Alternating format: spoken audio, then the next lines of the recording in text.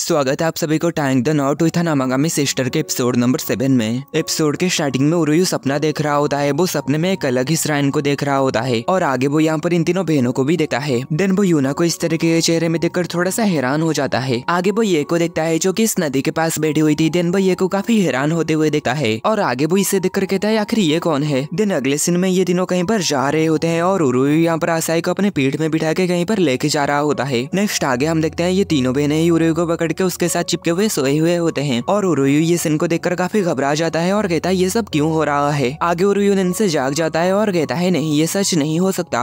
Next ये सभी breakfast कर रहे होते हैं। तभी यूना कहती है हमें सुकीगामी के साथ मिलना होगा कंसल्टेशन के लिए, पर उरुयू को पता नहीं होता ये कौन है। इसलिए आसाई उससे कहती है वो आरुस्यामा में सुकीगामी श्राइन के बारे में कह रही है, जो सुनकर उरुयू काफी हैरान होता है क्योंकि यही श्राइन उसके सपने में भी आया था। आगे आसाई कहती है ये एक शानदार श्राइन है जो कि हमसे काफी ज्यादा बड़ा है। तभी ये कहती है यहीं पर वो लड़की है जो कि हमें श्राइन मेडल्स बनाना सिखाई। यूना कहते हैं फेस्टिवल के बाद हमारे यहाँ पर काफी सारे विजिटर्स आए जो कि एक अच्छी बात है। आमागामी कहते हैं पर हमारे पास उन सभी को संभालने के लिए इनफ लोग नहीं है। आसाई कहते हैं और स्कूल भी अगले वीक से शुरू हो रहा है। यूना कहती है इसलिए मैं उनसे बात करना चाहती हूँ कि हम श्राइन को सबसे अच्छे तरीके से कैसे चला सकते हैं। आगे आसाई और ये उरुयू को भी साथ चलने के लिए कहते हैं। उरुयू कहते हैं ठीक है मैं समझ गया, मैं वहाँ पर बिल्कुल भी नहीं जाऊंगा। नेक्स्ट उरुयू यहाँ पर पढ़ाई कर रहा होता है और कहता है अगर वो सपना सच होने वाला है तो मुझे उसे रोकना ही होगा, चाहे कुछ भी हो। मैं अपने फ्यूचर को किसी सपने द्वारा तय करना नहीं दूंगा, मैं अपने फ्यूचर को खुद ही तय करूंगा। तब यहाँ पर ग्रैंडपा आ जाते हैं और नेक्स्ट सीन में हम देखते हैं उरुयू यहाँ पर सुकीगामी श्राइन की ओर जा रहा होता है। तभी हम कुछ समय पहले का सीन देखते हैं। ग्रैंडपा यहाँ पर उरुयू को कहते हैं ये एक जरूरी चीज है, मैं चाहता हूँ कि तुम इसे सुकीगामी श्राइन में ले जाओ। और इस चीज को जब उरुयू देखता है तो काफी घबरा जाता है। नेक्स्ट हम देखते हैं उरुयू सुकीगामी श्राइन में पहुंच जाता है। यहाँ पर एक श्राइन मेडन सुकीगामी के पास जाकर कहती है आमागामी श्राइन के 3 मेडन्स यहाँ पर आ चुके हैं। सुकीगामी इस पर कहते हैं तो ठीक है 4 कप चाय बना दो। ये मेडन इस पर हैरान होती है और कहती है 4 कप क्यों, वो तो सिर्फ 3 लोग हैं। इस पर सुकीगामी कहती है चिंता मत करो सब कुछ ठीक होगा। नेक्स्ट यहाँ पर उरुयू आ जाता है। यूना उसे देखकर कहती है आखिर तुम यहाँ पर क्या कर रहे हो। उरुयू कहता है मैं बाद में समझाऊंगा, पहले इसे देखो। इसमें लगाया गया सिल को देखकर सभी काफी घबरा जाते हैं और कहते हैं क्या इसमें कोई मॉन्स्टर बंद है। उरुयू कहता है मुझे नहीं पता, मुझे बस इसे जल्द से जल्द यहाँ पर लाने के लिए कहा गया। तभी सुकीगामी कहते हैं शांत हो जाओ और आगे उरुयू को हेलो कहती है और आगे कहते हैं मैं सुकीगामी श्राइन की सीनियर प्रीस्ट हूँ, मेरा नाम युमिको सुकीगामी है। उरुयू इस पर हैरान होता है कि प्रीस्ट के भी रैंक्स होते हैं। आशा इस पर उसे समझाती है कि सबसे आखिर में होते हैं श्राइन मेडन्स, उसके आगे होते हैं जूनियर प्रीस्ट, देन उसके ऊपर होते हैं सीनियर प्रीस्ट जो कि अभी युमिको है, देन सेकंड नंबर पर आते हैं डेप्यूटी हेड प्रीस्ट और आखिर में इन सबसे ऊपर यानी नंबर 1 पर होते हैं हेड प्रीस्ट। आगे आशा ही कहते हैं युमिको श्राइन मेडन्स की ट्रेनिंग की इंचार्ज है, हम तीनों ने भी उसके अंडर ही स्टडी किए। आगे उरुयू कहता है खैर अभी हमें इस बॉक्स के बारे में कुछ करना होगा। युमिको कहती है चिंता मत करो, इसे मेरे ऊपर छोड़ दो। आगे उरुयू को युमिको के अंदर से पावरफुल ऑरा महसूस होने लगता है। उरुयू इस पर सोचता है क्या उसके पास कोई स्पेशल पावर है। आगे वो इस बॉक्स को खोलने के बाद उरुयू इसे देखकर कहता है ये तो सिर्फ आम से स्नैक्स है, वो बुढ़ा तो मुझे बेकार में ही डरा दिया।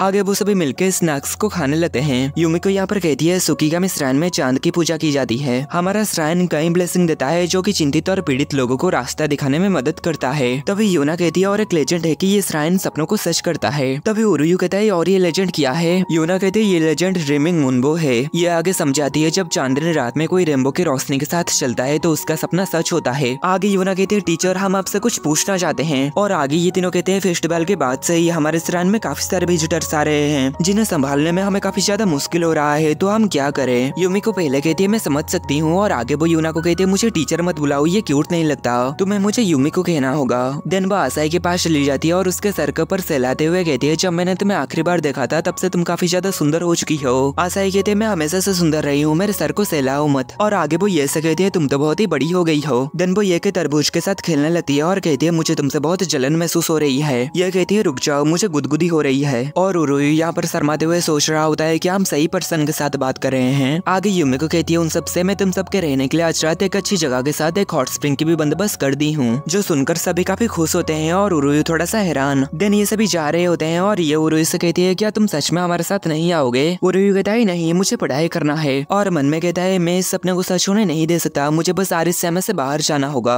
आगे उरुयू इतने सारे मेडल्स को प्रे करते हुए देखकर कहता है कि आज कोई इवेंट है। युमिको कहती है नहीं वो ऐसा हर दिन करते हैं, वो सभी इस तरीके से गॉड्स को अपने ग्रेटिट्यूड दिखाते हैं। यूना कहती है युमिको की टीचिंग की वजह से वो सभी यहाँ पर आने वाले विजिटर्स को बहुत ही अच्छे से संभालते हैं। आसाई कहती है हम भी ये जरूर कर पाएंगे क्योंकि हम भी युमिको की स्टूडेंट्स हैं। युमिको इस पर आसाई से चिपक जाती है और कहती है तुम पहले बहुत शरारती हुआ करते थे लेकिन अब तुम बड़े हो चुके हो, गुड गर्ल। देन वो यूना और ये को भी इसी तरीके से प्यार करने लगती है और और उरुयु उन्हें ऐसे देख रहा होता है। आगे युमिको उन तीनों से कह रही होती है, इतने दिनों के बाद मुझे तुम तीनों से मिलकर बहुत खुशी हुई। तभी उरुयु उससे कहता है, मुझे तुमसे कुछ पूछना है, आखिर अभी तक तुम उन तीनों का सवाल का जवाब क्यों नहीं दिए। युमिको इस पर थोड़ी सी हंसती है और कहती है, तुम तो काफी समझदार हो, असल में मेरा तुम लोगों का मदद करने का कोई भी इरादा नहीं है। जो सुनकर ये तीनों काफी हैरान होते हैं और कहते हैं, आखिर तुम्हारा क्या मतलब है। युमिको कहती है, क्योंकि श्राइन तुम्हारे लिए बहुत बड़ा है। यूना कहती है, कम से कम हमें कुछ एडवाइस तो दो। युमिको कहती है, क्या तुम सच में हमेशा के लिए श्राइन में सर्व करने के लिए तैयार हो। जिस पर ये तीनों कुछ नहीं कह पाते। युमिको आगे कहती है, आसाई और यूना तुम दोनों स्कूल के एग्जाम के लिए तैयारी कर रहे हो और ये तुम्हें ये तय करना होगा कि कॉलेज के बाद तुम क्या करने वाली हो।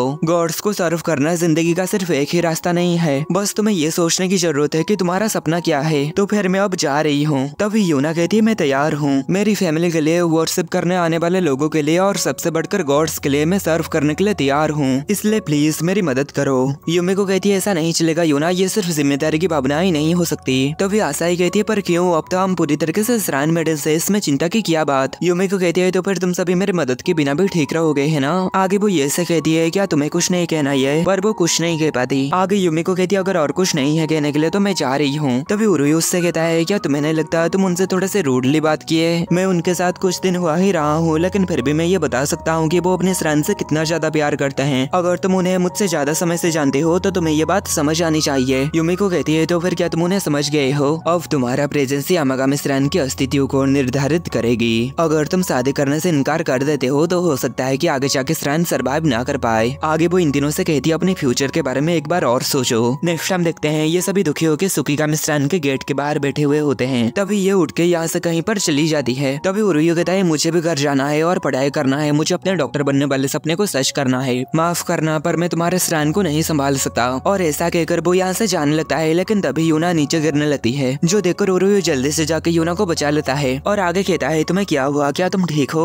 आगे जब वो यूना की चेहरा को देखता है तो ये वही अजीब सा चेहरा होता है जो वो अपने सपने में देखा था और ये देखकर उरुयु काफी ज्यादा हैरान हो जाता है। नेक्स्ट हम युमिको को देखते हैं, जो कि किसी के साथ उरुयु के बारे में बात कर रही थी और कह रही थी, वो तो मेरे टाइप का है, कम से कम दिखने में तो। और आगे कहती है, मैं ये देखना चाहती हूँ कि उन तीनों में से कौन श्राइन को फ्यूचर में बचाएगी। नेक्स्ट उरुयु यहाँ पर कह रहा होता है, आखिर से क्या हुआ। आशा इस पर कहती है, वो अभी डिप्रेशन मोड में है। यूना सभी चीज को काफी ज्यादा सीरियसली लेती है और वो छोटी छोटी फेलियर से भी काफी ज्यादा निराश हो जाती है। उरुयु कहता है, तो फिर हमें ऐसे समय पर सबसे बड़ी बहन की जरूरत है, पर वो गई कहाँ। आशा इस पर कहती है, वो अभी डिसअपियरिंग मोड में है। उरुयु इस पर कहता है, ये बहुत ही घटिया मोड है। आगे आशा कहती है, तो फिर मैं भी अपने मैराथन मोड में आके उसे ढूंढने जाती हूँ। तभी उरुयु उससे कहता है, रुको, अब मैं यूना के साथ क्या करूँ। आशा कहती है, माफ करना, पर अभी के लिए तुम्हें उसकी ख्याल रखना होगा, असल में मैं भी अभी थोड़ा सा अकेला रहना चाहती हूँ। दिन इतना कहकर वो भी यहाँ से चली जाती है। दिन उरुयु यहाँ पर यूना से पूछता है, क्या तुम ठीक हो। यूना कहती है, मैं ठीक हूँ, तुम्हें मेरे बारे में चिंता करने की जरूरत नहीं। उरुयु कहता है, पर तुम्हें देखकर बिल्कुल भी नहीं लग रहा है कि तुम ठीक हो। दिन आगे वो यूना को यहाँ पर लाके उसे पीने के लिए ब्लैक कॉफी देता है, पर यूना इसे लगे कहती है, मैं इसे नहीं पीती।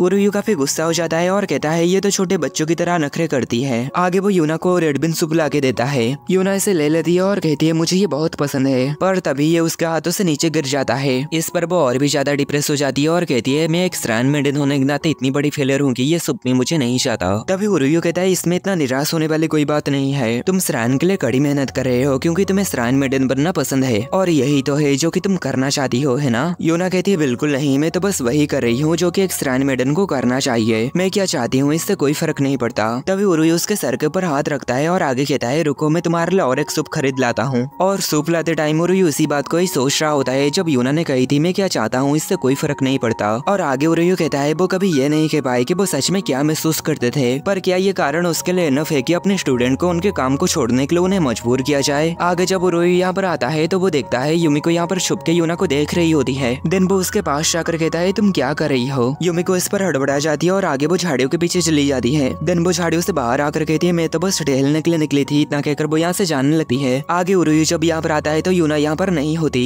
दिन वो हर जगह यूना को ढूंढने लगता है। आगे वो यूना को ढूंढते हुए जंगलों में आ जाता है। तभी झरने के पास उसे यूना मिल जाती है और वो यूना को देखकर कहता है, आखिर वो यहाँ पर क्या कर रही है, क्या वो झरने के नीचे मेडिटेट करने जा रही है। तभी उरुयु उसे रोकने लगता है और कहता है, तुम वहाँ पर अपने कपड़े पहन के नहीं जा सकती। यूना इस पर कहती है, तुम ठीक कर रहे हो। दिन वो अपनी पैंट उतार देती है। इस पर उरुयु काफी ज्यादा शर्मा जाता है और कहता है, मैंने तुम्हें उसे उतारने के लिए नहीं कहा। दिन आगे यूना झरने के पास जाने लगती है। तभी उरुयु उसे रोकने लगता है और आगे जाके उसके हाथ को पकड़ लेता है। यूना कहती है, मुझे जाने दो, मैं झरने के नीचे जाके अपने माइंड को रिट्रेन करना चाहती हूँ। उरुयु कहता है, ये सब करना बंद देखकर वो आगे वो उसे पकड़ के रोकने लगता है, लेकिन तभी वो यूना की संतरे को पकड़ लेता है। पहले तो उरुई ये जान नहीं पाता कि आखिर ये नरम सी चीज है क्या, इसलिए वो इसे दबा के कंफर्म करता है कि ये वही चीज है जो कि वो सोच रहा है। आगे यूना भी ये देखकर उसे होश आ जाती है और वो काफी शर्मा जाती है और वो उरुई को कहती है तुम ये क्या कर रहे हो ठहर की, और आगे वो उसके ऊपर नमक छिड़कने लगती है। नेक्स्ट वो दोनों वापस श्राइन में आ जाते हैं और यूना यहाँ पर अभी भी उरुई के ऊपर काफी गुस्सा होती है। उरुई कहता है घूरना बंद भी करो, अभी जो हुआ मैं उसके लिए माफी मांगता हूँ, मैं तो बस तुम्हें पहले जैसा ठीक करना चाहता था।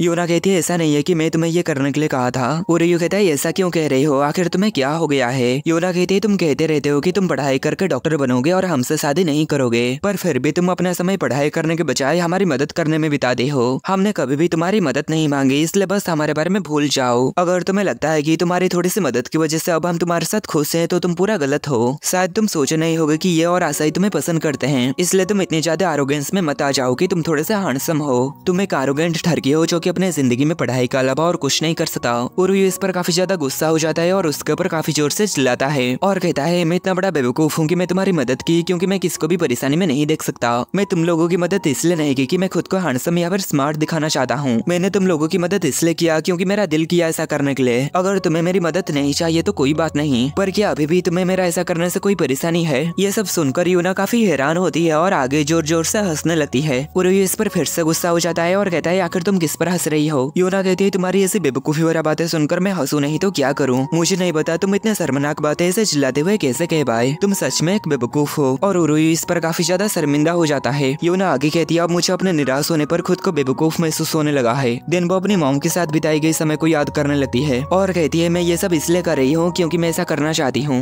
आगे वो उरुई की फिर से मजाक उड़ाने लगती है और उसके ऊपर हंसने लगती है, जिससे उरुई काफी ज्यादा गुस्सा और शर्मिंदा हो जाता है और कहता है मैं तुम्हारे लिए और कभी भी सूप नहीं खरीदूंगा। और इतने में ये एपिसोड खत्म हो जाता है।